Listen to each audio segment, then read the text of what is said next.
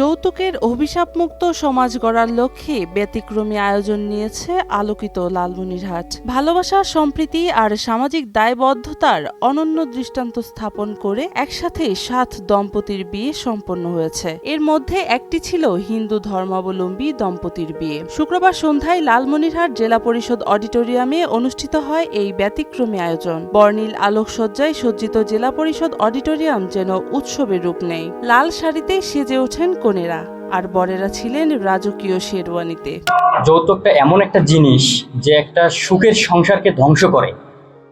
সুখের সংসারকে ধ্বংস না করার কারণে আজকে যৌতুকবিহীন আর বিয়ে অনুষ্ঠান করেছেন আমাদের মাননীয় মন্ত্রী, দুর্যোগ ব্যবস্থাপনা মন্ত্রণালয়। মন্ত্রী মহোদয় স্যারকে অনেক ধন্যবাদ যে তিনি যৌতুকবিহীন বিয়ে করার জন্য এত বড় আয়োজন করেছেন।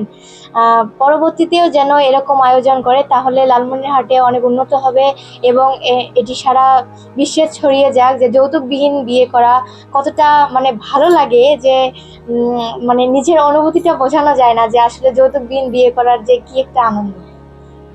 আমাদের দুর্যোগ ব্যবস্থাপনা মাননীয় মন্ত্রী যে যৌতুকবিহীন বিয়েটা একটি অনুষ্ঠান অনুষ্ঠিত করতেছে, এইটার অনুভূতিতে আমার অনেক আনন্দিত লাগতেছে এবং উৎসাহিত লাগতেছে। সেই সাথে আমার পরিবার অনেক আনন্দিত।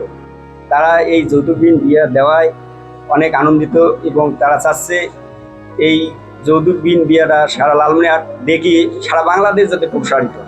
আমার খুবই ভালো লাগতেছে যে আমি যৌতুকবিহীন ছাড়াই বিয়ে করতেছি। আমাদের হিন্দু সমাজের অনেক যৌতুক দিতে হয়, তারা যেন সবাই কালকে যে যৌতুকবিহীন ছাড়াই বিয়ে করে। সদর উপজেলার 7 ইউনিয়নের 7 জোড়া যুবক যুবতী নতুন জীবনের পথে যাত্রা শুরু করেন। এ সময় নবদম্পতিদের সাথে উপস্থিত ছিলেন তাদের পরিবারের সদস্য, আত্মীয় স্বজন ও শুভাকাঙ্ক্ষীরা। আমরা জানি যারা কন্যাদায়গ্রস্ত পিতা, তাদের কাছে তাদের কন্যার বিয়ের বিষয়টা কতটা আসলে বেদনাদায়ক। যদি তারপর একই তো মেয়েকে লালন পালন করতে হয়, তারপরে বিয়ের সময় যদি এতগুলো যৌতুক দিতে হয়, দিলেই না। আপনারা জানবেন যে ছেলেটা একবার যৌতুক নেয়, সে কিন্তু বিয়ের পর বারবার যৌতুকের তার দাবি থাকবেই। কিন্তু একবার বিয়ের সময় দিয়ে দিলেই যে ওই পিতা মুক্ত হয়ে যাবে, ওই পরিবার মুক্ত হয়ে, তা কিন্তু নয়। এই কারণে এরকম এই উদ্যোগ যদি আমরা সমাজে আরো ছড়িয়ে দিতে পারি, সবাই যদি যৌতুকমুক্ত বিবাহের প্রতি আগ্রহী হয়, তাহলে আমার মনে হয় সমাজে অনেকটা শান্তি ফিরে আসবে।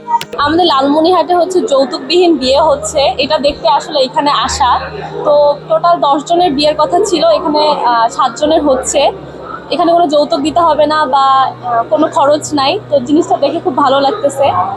তো ওদের জন্য শুভকামনা এবং আপনারা ওদের জন্য সবার জন্য দোয়া করুন। অনুষ্ঠানে প্রধান অতিথি হিসেবে উপস্থিত ছিলেন দুর্যোগ ব্যবস্থাপনা ও ত্রাণ মন্ত্রণালয়ের মন্ত্রী আসাদুল হাবিব দুলু। আপনারা তো জানেন যে যৌতুক একটি সামাজিক অপরাধ হিসেবে বাংলাদেশে এখন ব্যাপকভাবে বিস্তার লাভ করেছে। এর ফলে আমাদের বোনদের সংসার অনেক সময় ভেঙে যাচ্ছে এবং নানান নির্যাতনের শিকার হচ্ছে এই আমাদের বোনেরা।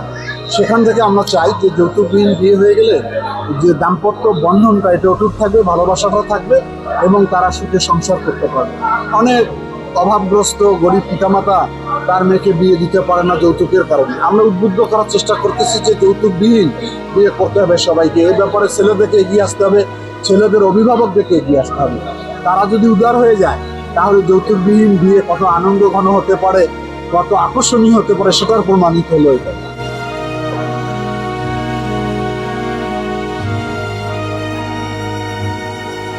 এই আয়োজন শুধু 7টি নতুন সংসারেরই সূচনা নয়, বরং সমাজের একটি ইতিবাচক বার্তাও বহন করছে। যৌতুক ছাড়াও যে মর্যাদা, ভালোবাসা ও পারস্পরিক সম্মানের ভিত্তিতে একটি সুন্দর সংসার গড়ে তোলা সম্ভব, সেই বার্তাই ছড়িয়ে দিয়েছে আলোকিত লালমনিরহাটের এই ব্যতিক্রমী উদ্যোগ। যৌতুকমুক্ত সমাজ বিনির্মাণে এই আয়োজন অন্যদেরও অনুপ্রাণিত করবে, এমনটাই এখন সকলের প্রত্যাশা। মারিয়া সামিয়া, নয়া দিগন্ত।